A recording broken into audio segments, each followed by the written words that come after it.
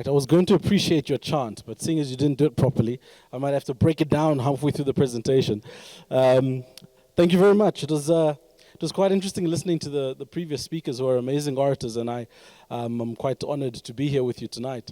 And I was looking at that last slide around ecosexuals, which was an interesting concept. And it made me reflect on an experience I had about 2 weeks ago, because I think there's probably another term called retail sexuals, right? And I think technology makes things super awkward. So here's the picture, right? I walk into Woolworths, I got my son and I got my daughter. I walk up to the counter and we've bought a bunch of things, and I'm quite distracted because my kids are running around and doing their thing. And as I get to the counter, the lady finishes swiping, and kind of absent-mindedly, I'm just looking around, and she says to me, "Would you like to tap, sir?" I looked at my kids, I looked at her, I said, "Pardon?" She says, "Would you like to tap?" And for those of you that are millennials, tapping is a sexual advance, right? And I looked at her and said, "Excuse me?" She goes, "Would you like to tap your card?" I said, okay. So she meant that I could actually use the RFID technology.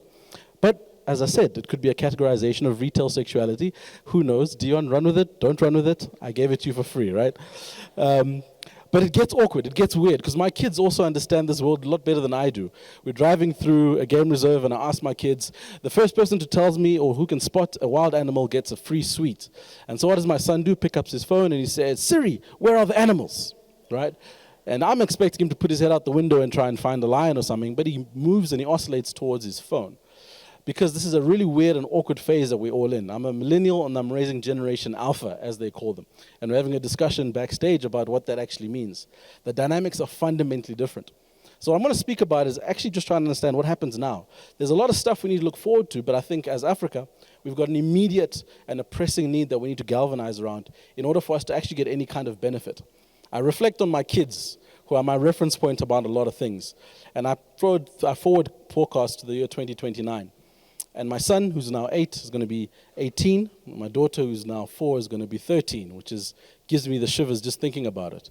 But in the year 2029, there'll be teenagers. There'll be active citizens. There'll be people trying to create value in the world that we're creating for them. And in the year 2029, it's probably quite realistic that they'll have a friend called Kizzy, who was born in Uganda, spent a lot of time in Tunisia, but now lives in Australia. It's quite possible that they'll have a good friend called Adi Shankar, who was born in New Delhi, spends a lot of his time in Australia. It's quite possible that they'll have a friend called Imani, who's an atheist, was born in Egypt and now resides in the US. Or even a friend called Tana, who was born in the former Rhodesia, or Zimbabwe as they call it, and now spends a lot of his time just here in Parkhurst, making a life for himself and his family. In the year 2029, it's very, very possible that my kids will have a very diverse array of friends that look like this. And for the sake of the presentation, so I don't keep repeating those long names, let's call them the Fantastic Four. All right, so in 2029, my kids will be hanging out with the Fantastic Four, who is a collection of individuals that are diverse and different from who they are. So I ask a simple question. If I gave them a task in the year 2029, and I said to them, you all get together and you solve something that's very interesting and that we all believe is going to add value, what do you think that they would do with the particular thing to create a financial services future for the fifth, not the fourth industrial revolution? So if I put the Fantastic Four and my 2 kids in a room, and I often wonder, how would they go about solving this problem? Because it'll be very different from how we do it today. The first thing that we need to acknowledge is that they're not going to find each other in the same way we find people today. This amazing organization that we're in probably employs a very simple tactic and a very simple HR procedure to find people that fit the organization. There's a thing that they call the Myers-Briggs test. Who's aware of that? And the Myers-Briggs test is a set of questions they ask you to figure out if you're going to be capable in the job that you're going to do. That's how they find and they locate talent and they deploy them into these organizations. In the year 2029, I put it to you that the Fantastic Four and my kids will be measuring for a very different thing. It won't be competency. It'll be the ability for people to cooperate, right? The measure for cooperability will trump your competency level. And that is important because they're going to be solving even more complex tasks at that point than we solve now. If we think about the year 2029 and we try and understand why this is going to be different, it's because the challenges of the problems that we know today will be fundamentally different. As we innovate, we create new problems. As we create new problems, we need more diverse people to attack them and to be able to solve for them. Ask yourself the question about 2029 and thinking about the environment that we live in and our inability to house people. Where do we think the Fantastic Four will be living in 2029?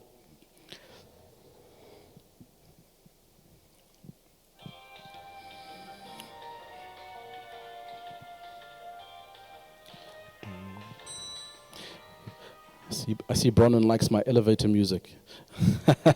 I saw you, millennials, we connect like that. So in 2029, I put it to you that they could be living underground, right? This seems like a very foreign notion and a bit of a crazy concept, but stretch your imagination with me for a second. If you consider that this world has got about 17.3 million square kilometers of city, and with these 17.3 million square kilometers of city, we are still unable to provide housing and social security to the majority of the people on the planet, right? We've got lots of city, we've got very little security.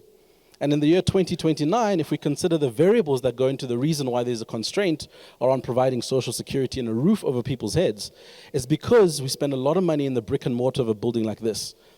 70 to 80% of investment into new buildings and housing structures is the brick and mortar environment.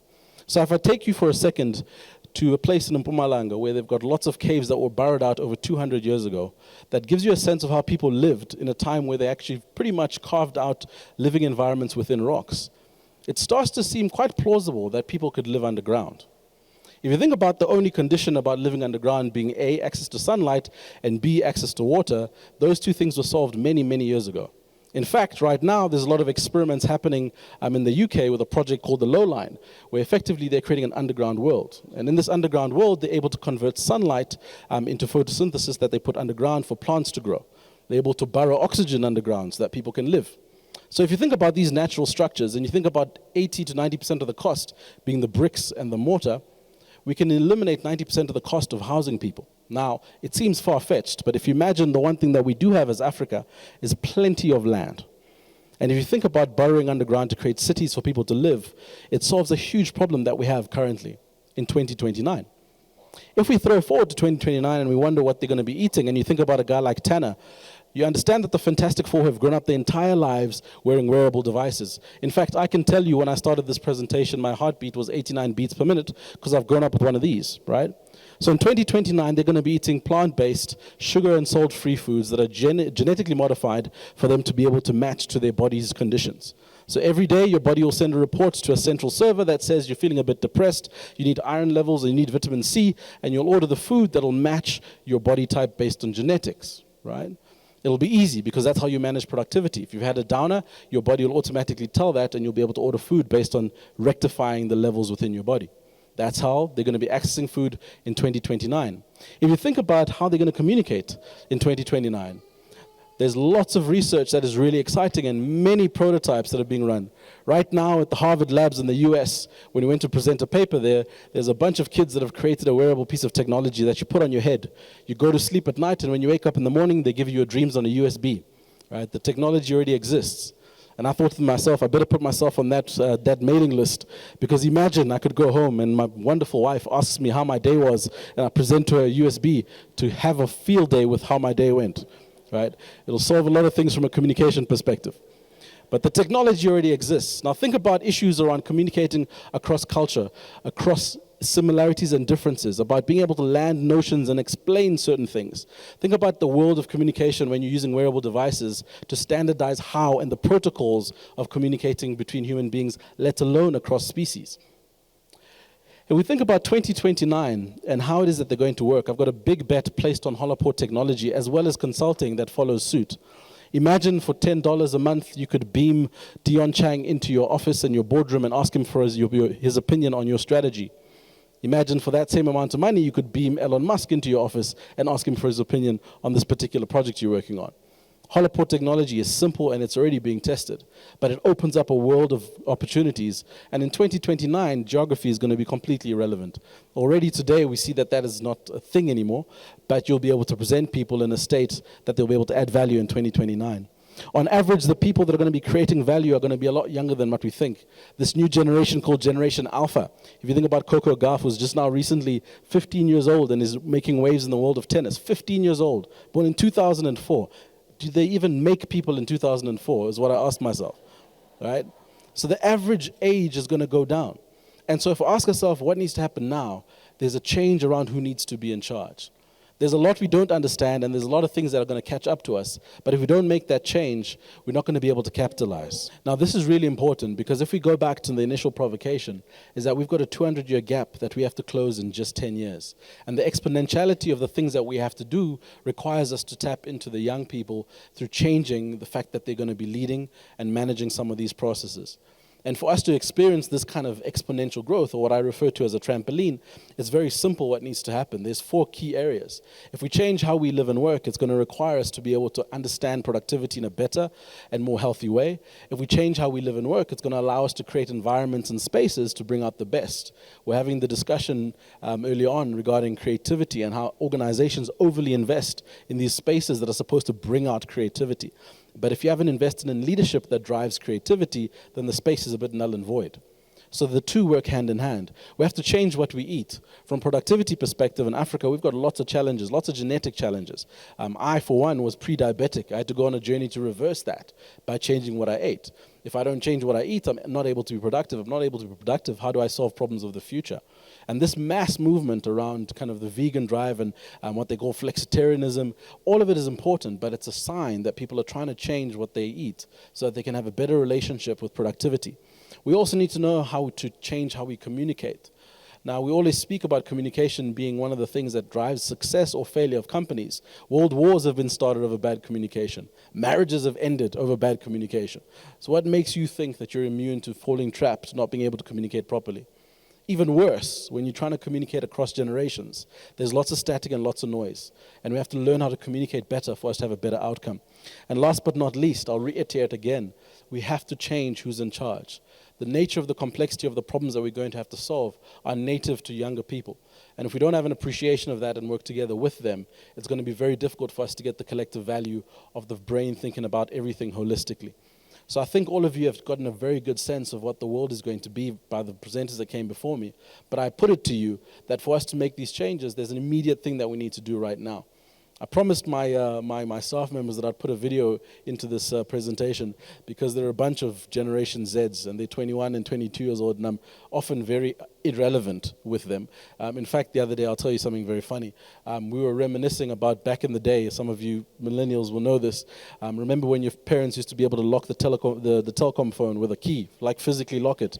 And we were joking around in the office, and I was like, yeah. And then we'd have a hack, right? You used to be able to like buzz someone by being able to press, and you used to do this Morse code thing, and you'd be able to phone someone. Who remembers that, right? They looked at me blankly. And I said, okay, here's another one. Remember when we had the phone cards? Remember the phone cards? I still got a collection of the phone. And I was like, remember you could put it in, and as soon as someone answered, you pull it out. And then you can talk forever, right? That was a hack, right? We could do that.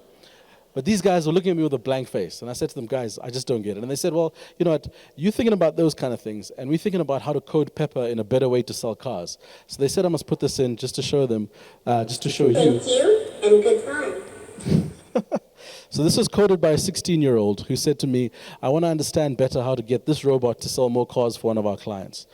So they're solving very different problems to what we're going to solve. But in order for us to access that, we have to invest in creating the API between them and us. Thank you very much.